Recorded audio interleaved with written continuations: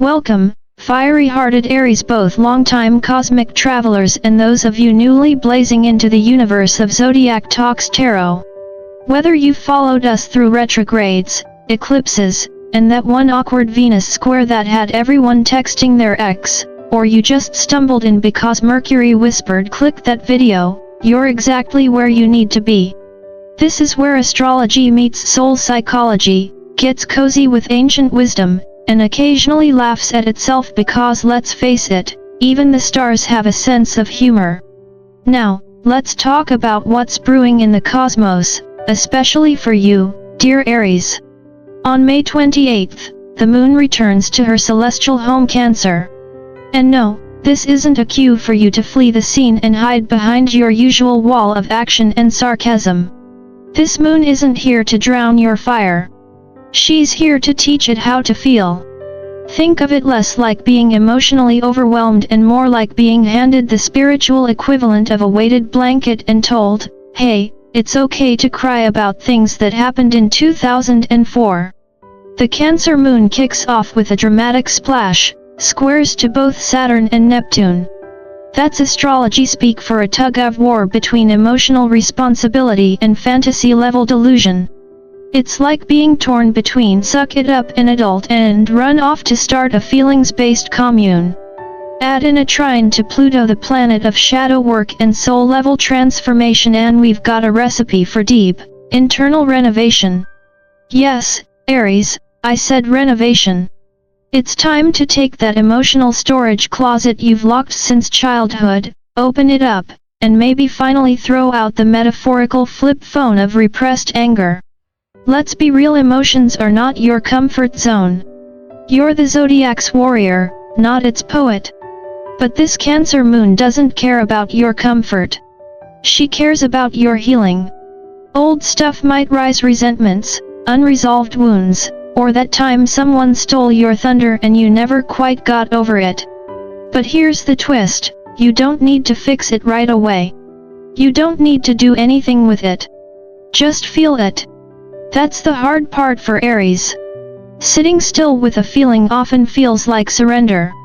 But sometimes the bravest thing a warrior can do is simply lay down the sword and listen. So, don't panic if things feel a little tender. This isn't emotional weakness. It's emotional recalibration. And if anyone can turn a breakdown into a breakthrough with some righteous fire and a bit of grit, it's you. Welcome to the reset, Aries. Let's ride the wave and maybe journal a little after. During this Cancer moon, something peculiar happens, something that even the most action-driven Aries can't quite outpace. The emotional volume gets cranked way up, and suddenly your logical brain, which usually calls the shots like a cosmic coach with a clipboard, is getting completely drowned out by your gut instincts. And no, that's not indigestion. It's your intuition screaming at full volume. Now, Aries, I know you prefer movement over meditation, straight answers over soft feelings, and charging forward rather than tiptoeing through the tulips of emotional nuance. But this transit isn't asking for your opinion, it's revealing your truth. If you feel like you're reacting too much, you're not. You're finally hearing yourself. What's even more entertaining, and a little unnerving, is how Neptune, in a tight square to the moon, turns everything into an emotional hall of mirrors. Enter the empathy overload. Yes, Aries, empaths do exist even in your fire-breathing, battle-ready Zodiac sign. If you suddenly find yourself tearing up over a sad song on a commercial, or picking up on your roommate's existential dread while they're just making toast, congratulations. You're tuning into the collective soup of feelings. The problem is, it's hard to tell what's yours and what's not. Are you heartbroken, or just absorbing the sorrows of the guy behind you in line at the grocery store? That's why grounding becomes your best friend this week. And no, I don't mean grounded like you've lost screen time. I mean salt baths, smudging, or even just yelling into a pillow like it's audition day for an Aries version of Hamlet. Find a ritual that lets you release all the energy that isn't yours. Because in this ocean of feelings, you deserve to stay anchored without having to trade in your sword for a tissue box.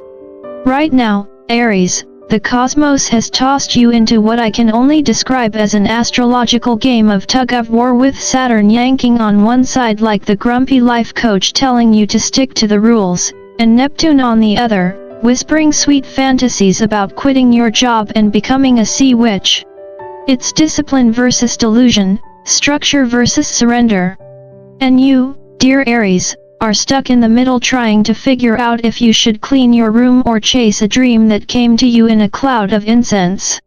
But here's the ancient secret, and trust me, I've studied enough birth charts and sutras to say this confidently: it doesn't have to be either/or. The key is learning to structure your surrender. Schedule your soul work the way you schedule your gym sessions or to-do lists. Give your inner world some airtime without letting it hijack your entire life. Yes, you can cry at 10 a.m. and conquer at noon. But wait, Pluto's got something to say, and when Pluto speaks, it's never small talk. This Cancer moon is also forming a supportive trine with the Lord of the Underworld himself. Translation: this is not a vibe check, it's a full-blown soul upgrade. Think of Pluto as the intense spiritual dentist pulling out the rotten emotional roots you didn't even realize were infected. That old knee-jerk anger every time someone criticizes you? That convenient little avoidance strategy you've perfected since middle school? Pluto sees it. And more importantly, Pluto is offering to help you transform it. Now, I won't sugarcoat it. This kind of deep emotional shadow work isn't wrapped in silk robes and candlelight. It's messy. It's uncomfortable. But it's powerful. This is emotional shadow boxing, and if anyone has the guts to step into that ring and come out stronger, it's you, Aries. So take the hit, stay in the fight, and remember, healing isn't weakness. It's the highest form of courage. Let's have a little heart-to-heart, Aries, because this Cancer moon is dialing in on your relationships, and no, you can't just ghost your way through this one. Now, I know love for you often looks like sarcastic teasing, heroic loyalty, and maybe the occasional overly ambitious date idea that somehow ends with both of you scaling a mountain or adopting a stray dog. But deep down, you care. Fiercely. And this moon is here to ask the uncomfortable question: are your connections feeding you or just draining your emotional battery like a forgotten app running in the background? Saturn steps in like the wise old sensei saying, know the limits. And Neptune? Neptune is that friend who says, but what if they're your soulmate from a past life and you just haven't realized it yet? Together, they reveal where you need stronger boundaries and where you've been chasing a romantic mirage. Some relationships will deepen now, built on truth and mutual nourishment. Others might fade like fog when the sun rises. And that's not failure, Aries. That's spiritual pruning. You're making space for the real thing. Now, let's talk dreams. Because under this Cancer moon, your subconscious has opinions. You might dream of fire, floods, family homes, or old lovers that haven't texted you since 2016, and no, Mercury retrograde is not to blame this time. These dreams are symbols, not scripts. They're messages from your inner world, wrapped in metaphor and maybe a little mischief. Your job isn't to interpret every weird image like it's prophecy. It's to feel what they stir in you. Are you being guided, or did you just eat too much spicy ramen before bed? Discernment is everything. This isn't just a celestial moment, it's an emotional checkpoint. Aries, don't be afraid to sit with what comes up.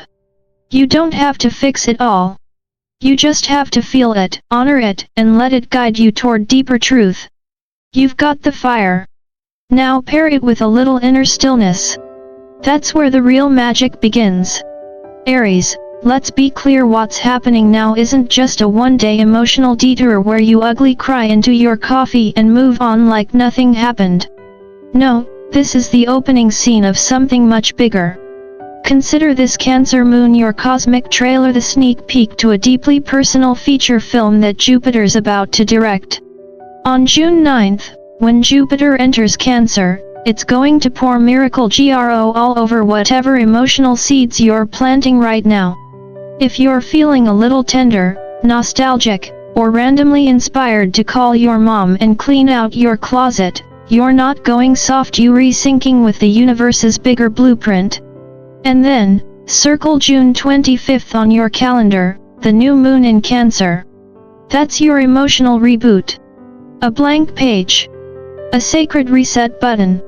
What's surfacing today is what your soul's been trying to tell you for months. This isn't random. It's rehearsal for the life you actually want. Now, I know you, Aries. If I don't give you an action plan, you're going to go light a symbolic bonfire and call it healing. So here's your grounded, spiritual to-do list with a side of sass. First, make your home feel safe. No, I'm not saying you need to turn your place into a yoga retreat with scented candles and whale sounds, unless you want to. But maybe start by decluttering that pile of cleanish laundry. Physical chaos fuels mental chaos. Trust me, I've studied enough charts and cabinets to know. Second, protect your energy. That includes saying no to draining people and yes to do not disturb mode.